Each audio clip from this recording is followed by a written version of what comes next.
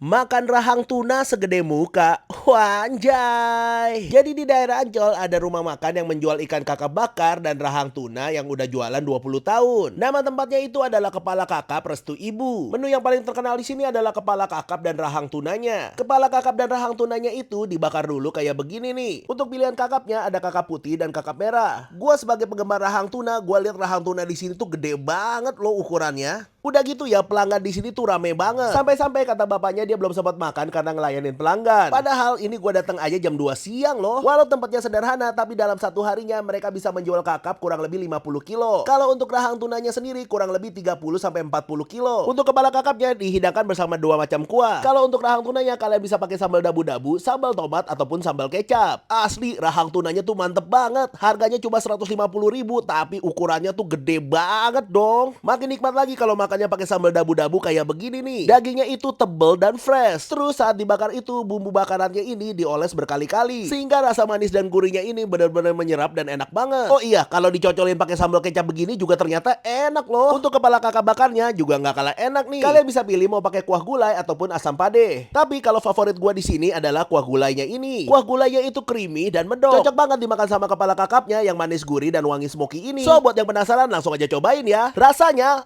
mantap.